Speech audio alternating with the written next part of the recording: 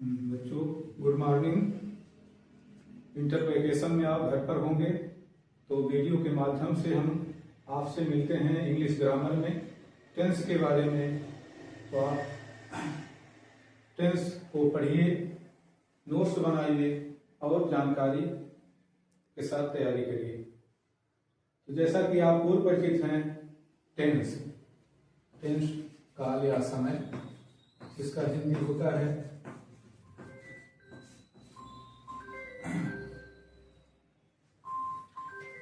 English में 3 tense होते हैं। There are 3 tense. पहला है आपका प्रेजेंट टेंस, इसकी हिंदी है वर्तमान काल। दूसरा है पास्ट टेंस, जिसकी हिंदी है भूतकाल। तीसरा है फ्यूचर टेंस, जिसका हिंदी भविष्य काल। अब आप जानेंगे कैसे कौन प्रेजेंट टेंस का वाक्य है, कौन पास्ट टेंस का वाक्य है और फ्यूचर का है। इसकी पहचान क्या है? जिन हिंदी वाक्यों के अंत में हैं, हूं, हो आता है वह प्रेजेंट टेंस होता है, और जिन हिंदी वाक्यों के अंत में था, थे, थे आता है वह पास्ट टेंस होता है। जिन हिंदी वाक्यों के अंत में गा, गे आता है वह फ्यूचर टेंस होता है। तो किसी भी वाक्य के 3 भाग होते हैं, कर्ता, क्रिया और कर्म। अनुवाद करने के लिए कर्ता क्रिया का जानना आवश्यक होता है। अब चलते हम प्रेजेंट टेंस के बारे में। प्रेजेंट टेंस का वाक्य लेते हैं जैसे, तो इसे प्रेजेंट टेंस या सिंपल प्रेजेंट कहा जाएगा। मैं खिलाड़ी हूं।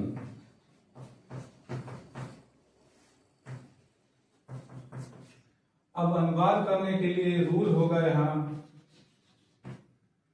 एक वचन सिंगुलर अगर करता है तो उसके साथ क्रिया इज लगेगी। अगर करता प्लूरल है तो उसके साथ क्रिया आर लगेगा। केवल आई के साथ क्रिया एम लगेगा। अब यहां देखेंगे मैं खिलाड़ी हूं। मैं इंग्लिश क्या होगी? आई के साथ क्रिया क्या लगेगा? एम।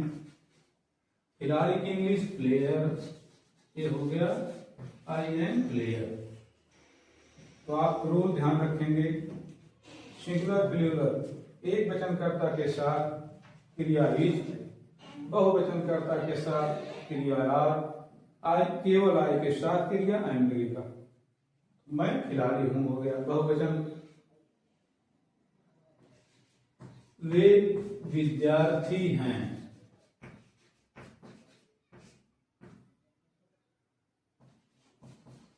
लिख दिया गया। तो इसमें कर्ता क्या है? वे। एक की अंग्रेजी दे, विद्यार्थी बहुवचन है तो दे आर प्लेयर्स हो गया।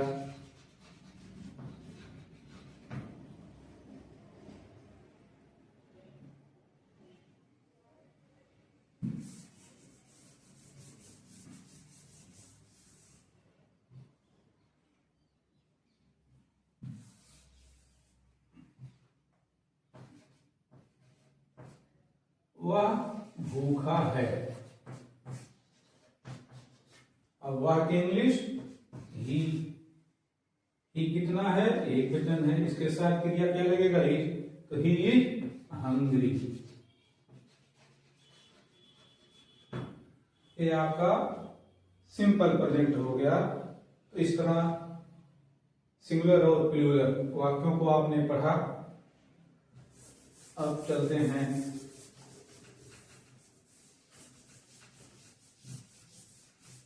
इसके और भाग जानेंगे।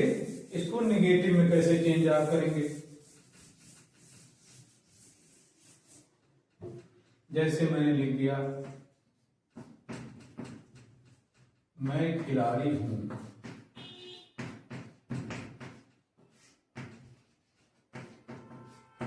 अब मैं की अंग्रेजी आई, क्रिया लगेगा एम, खिलाड़ी की प्लेयर, आई एम प्लेयर। ये हो गया अफर्मेटिव सेंटेंस या सकारात्मक वाक्य कहेंगे इसे। इसको निगेटिव में कैसे बनाएंगे? नॉट। आई एम क्रिया के बाद नॉट लगा देंगे, आई एम नॉट प्लेयर। इसको इंट्रोगेटिव या प्रश्नवाचक वाक्य कैसे बनाया जाएगा? क्रिया को पहले लिख दिया जाता है आई एम, उसके बाद कर्ता, तो सबसे पहले क्रिया, उसके बाद कर्ता, फिर आई एम, ये हो गया interrogative I am I player. अंत में प्रश्नवाचक चिन्ह। इंट्रोगेटिव और निगेटिव कैसे बनाया जाएगा? Interrogative plus negative, I am I not player. इसका हिंदी जान लेंगे, मैं खिलाड़ी हूं, नेगेटिव हो गया मैं खिलाड़ी नहीं हूं।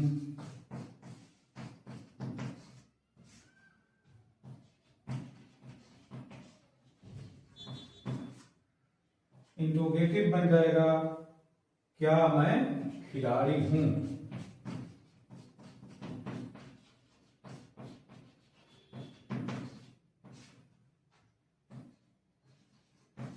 प्रश्नवाचक चिन्ह, क्या मैं खिलाड़ी नहीं हूं।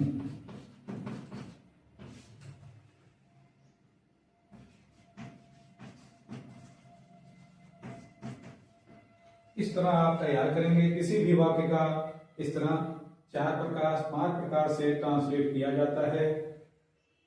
तो हिंदी जैसे हो गया मैं खिलाड़ी हूं, नेगेटिव हो गया मैं खिलाड़ी नहीं हूं, प्रश्नवाचक हो गया क्या मैं खिलाड़ी हूं, और प्रश्नवाचक नकारात्मक क्या मैं खिलाड़ी नहीं हूं। I am player, I am not player, I am I player, I am I not player. तो इस तरह से आप हम बात सीखेंगे। थोड़ा सा हम और बता दें, इंट्रोगेटिव 2 तरह का होता है।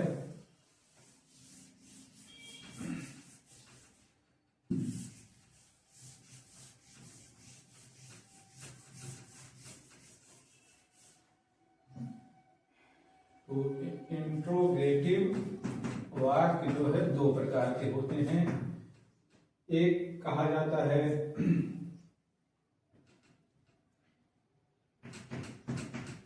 यस या नो टाइप,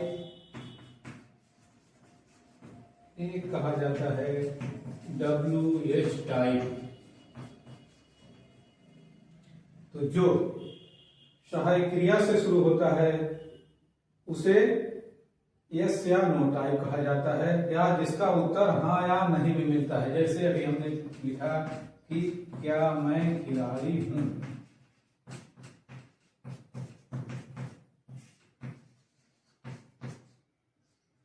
इसका उत्तर मिलेगा हाँ या नहीं में। हाँ मैं खिलाड़ी हूं या नहीं मैं खिलाड़ी नहीं हूं, इसलिए इसे यस या नो टाइप कहा जाता है। इसका अनुवाद करने का नियम है सबसे पहले सहायक क्रिया। तो यहां क्या लगेगा? कर्ता मैं है, इसलिए क्रिया लगेगा आई एम आई प्लेयर। और एक होता है WH टाइप, जिसमें प्रश्नवाचक शब्द वाक्य के बीच में आते हैं। जैसे मैं खिलाड़ी क्यों हूं,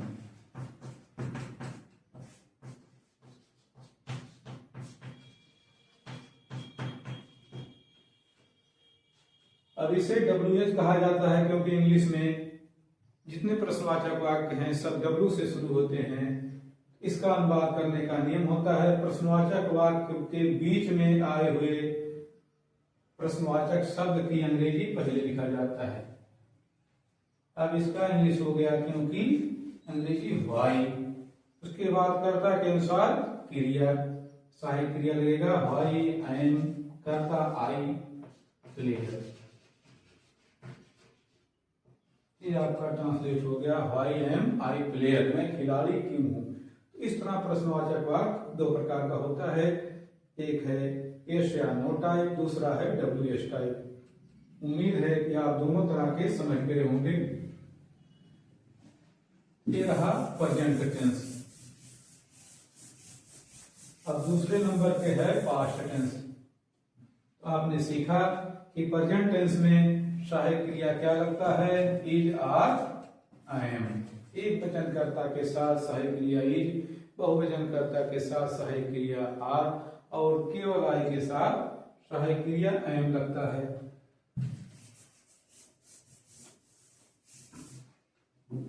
अब दूसरा टेंस था पास्ट टेंस, भूतकाल। इसका उदाहरण लेंगे हम, जैसे अकबर एक महान राजा था।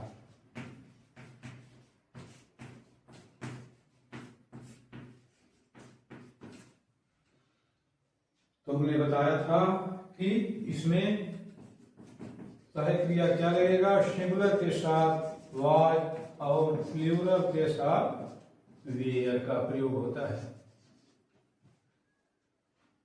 अब अनुवाद करेंगे। सबसे पहले कर्ता। कर्ता क्या है, अकबर। अकबर चूंकि सिंगुलर है, एक वचन, इसलिए सहायक क्रिया लगेगा was. Akbar was a great king.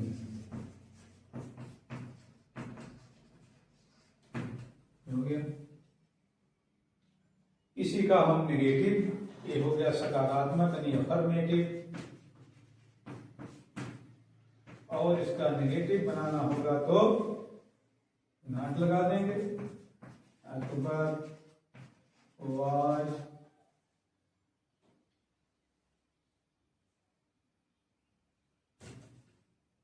Not a great king.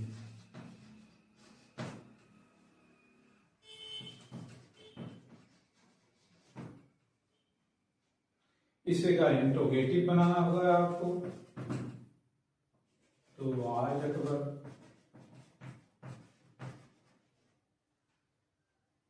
A great king.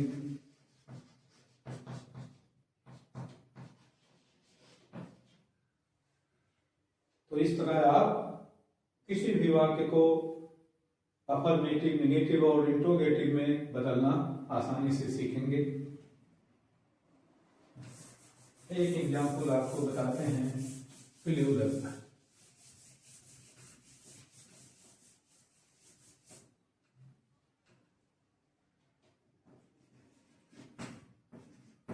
कुत्ते सड़क पर थे, तो पास्ट टेंस। अब यहां कर्ता क्या है, डॉग्स। ये है प्लूरल। इसके साथ क्या लगेगा, helping verb were. Dogs were on the road.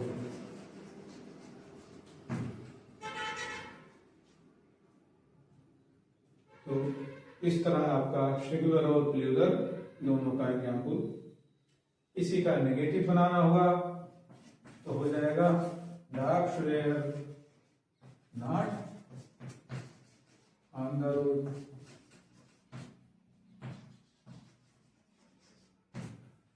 इसका इंट्रोगेटिव हो जाएगा were dogs on the road.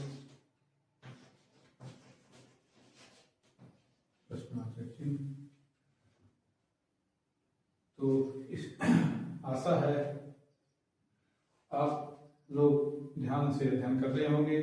एक प्रेजेंट टेंस और पास्ट टेंस आपके समझ में आया होगा।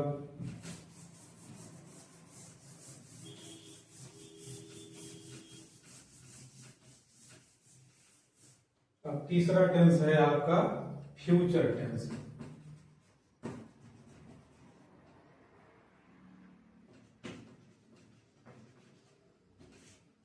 जिसकी पहचान हमने बताई थी, वाक्यों के अंत में गा गी गे आता है। तो जिन हिंदी वाक्यों के अंत में गा गे गे आता है उसे फ्यूचर टेंस कहते हैं। मैं पढ़ूंगा, वह लिखेगा, कुत्ते भौंकेंगे, बच्चे खेलेंगे, इस तरह कोई भी वाक्य आए तो फ्यूचर टेंस का होता है। इसका रूल क्या है कि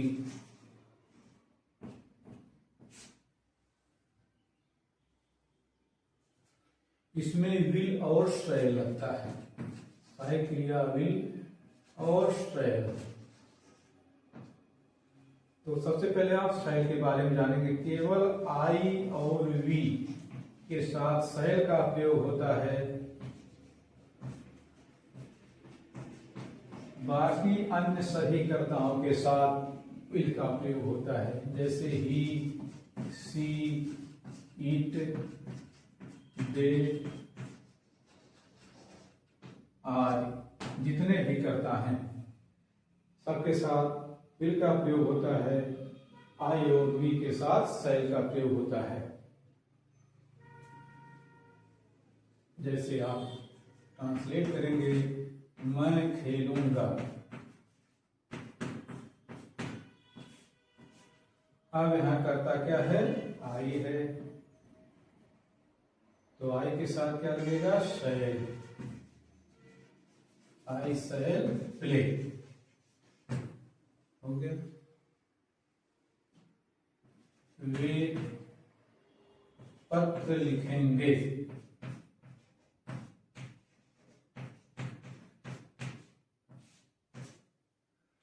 इसका अनुवाद हो जाएगा they will write the letter.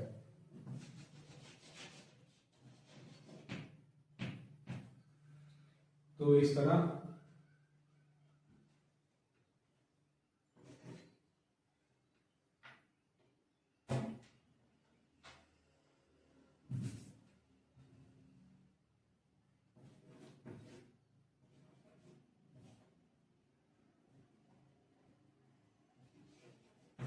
तुम खाना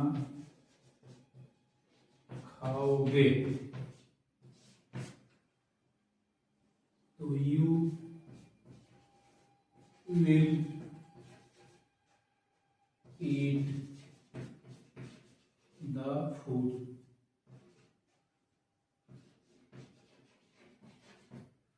तो इस तरह फ्यूचर टेंस में सहायक हेल्पिंग वर्ब विल और शैल के प्रयोग के साथ आपने पढ़ा। इन वाक्यों को आई के साथ शैल और ही, सी, इट आदि इन सभी के साथ विल का प्रयोग होता है।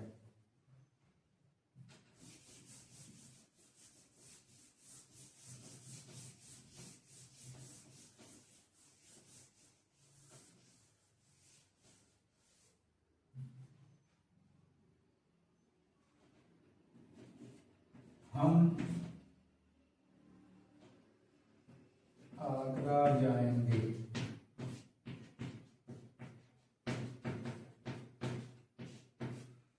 यहाँ करता वी होगा। जैसा कि हमने बताया, आई और वी के साथ शैल का, तो वी शैल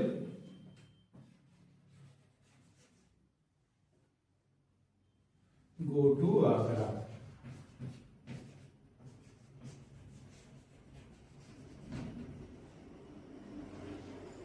इसका नेगेटिव बनाना हो, कैसे बनाएंगे? We shall not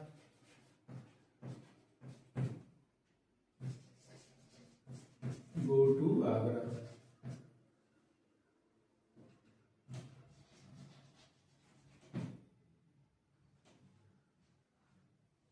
interrogative, shall we go to Agra. Interrogative और negative, shall we not go to Agra.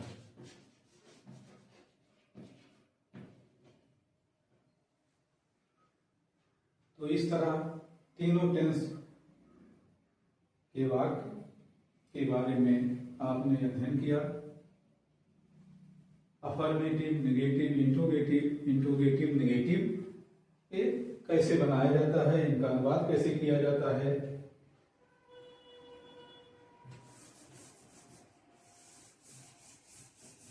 तो पुनः हम रिवीजन कर लेते हैं कि टेंस तीन हैं, प्रेजेंट टेंस, पास्ट टेंस और फ्यूचर टेंस।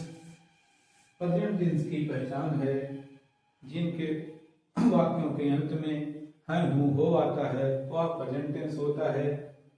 इसमें अनुवाद करते समय एक वचनकर्ता के साथ सहायक क्रिया इज का प्रयोग होता है, बहुवचनकर्ता के साथ सहायक क्रिया आर का प्रयोग होता है, केवल आई के साथ एम का प्रयोग होता है।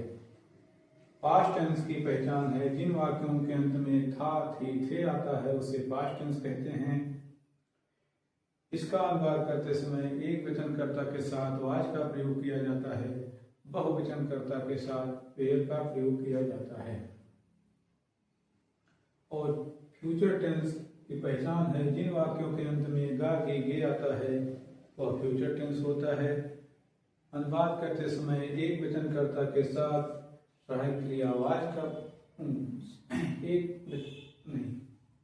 फ्यूचर टेंस में विल और शैल का प्रयोग होता है। तो ही, सी, इट, दे, देम इत्यादि सभी के साथ विल का प्रयोग, केवल आई और वी के साथ शैल का प्रयोग होता है। ये आपका नॉर्मली टेंस रहा। अब हम चलते हैं काइंड्स ऑफ टेंस। तो थोड़ा सा हम दे दें आपको, यदि आप कुछ सीखे हैं इनको आप बनाइएगा, अफर्मेटिव, नेगेटिव, इंट्रोगेटिव, नेगेटिव में ट्रांसलेट करने का अभ्यास करिएगा।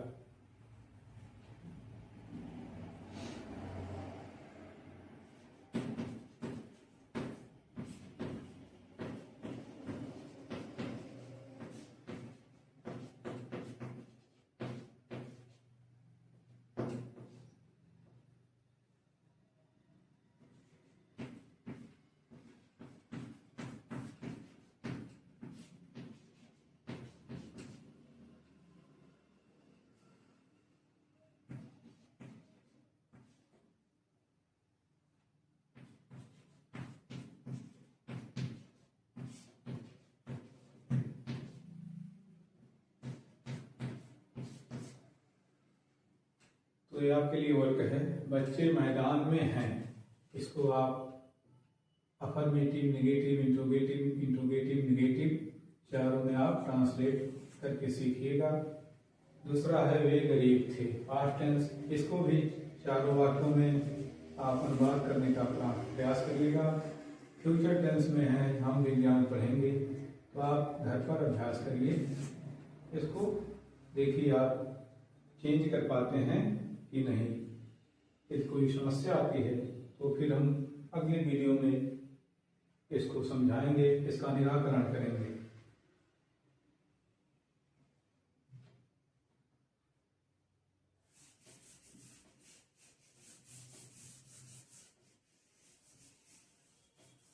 तो उम्मीद है आप लोग आसानी से इसके बारे में सीखे होंगे, पढ़े होंगे, अध्ययन किए होंगे। कहीं कोई बात समझ में ना आई होगी तो आप मिलिएगा या कमेंट करिएगा, उसका निराकरण हम करेंगे। अब चलते हैं टेंस के काइंड के बारे में, टेंस के प्रकार।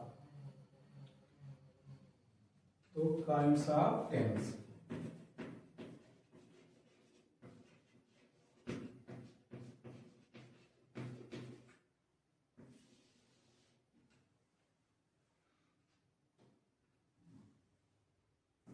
तो आप पढ़ चुके हैं प्रेजेंट टेंस और past tense, future.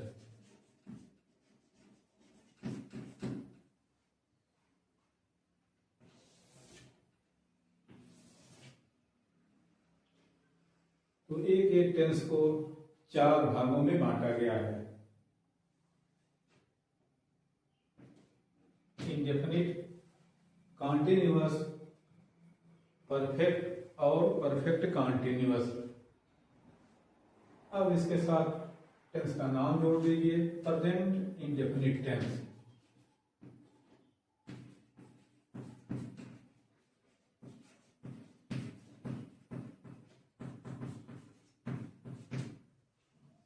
Present indefinite tense.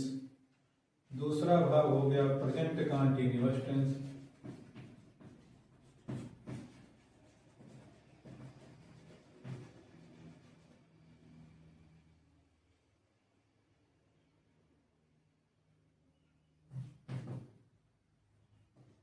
तीसरा हो गया present perfect tense.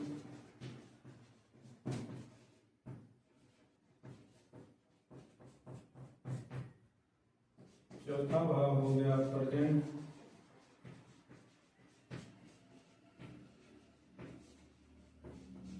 Perfect continuous.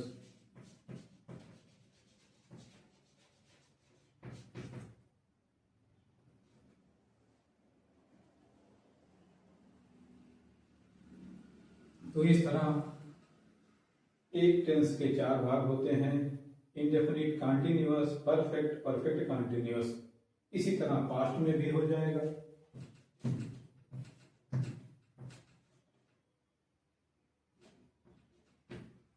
इसका हिंदी जान लेते हैं। वर्तमान प्रेजेंट इंडेफिनिट का हो गया हिंदी वर्तमान अनिश्चित काल।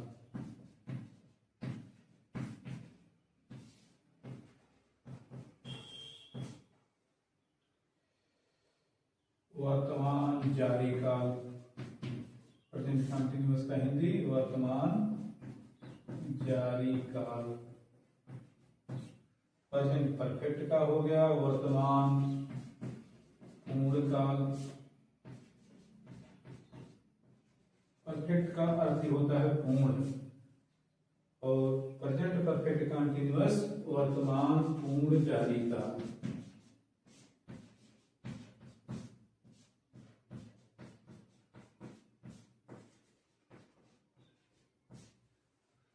इसी तरह पास्ट में भी हो जाएगा, केवल नाम आगे जोड़ दीजिए पास्ट, तो ये हो जाएगा पास्ट इंडेफिनिट टेंस।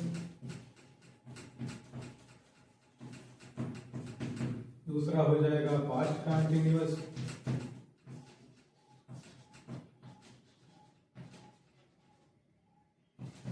तीसरा हो जाएगा पास्ट परफेक्ट।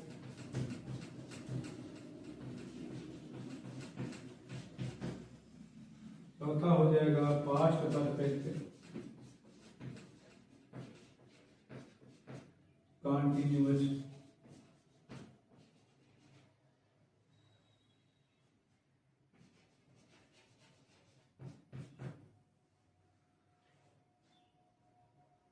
इसी तरह फ्यूचर में भी हो जाएंगे चार टेंस।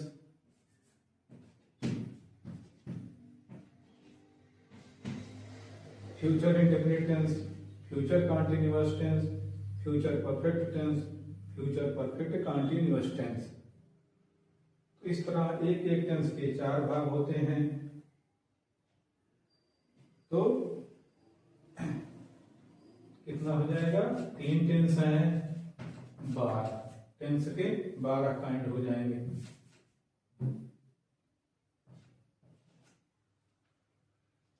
अब एक एक टेंस के बारे में विस्तार से अध्ययन करेंगे।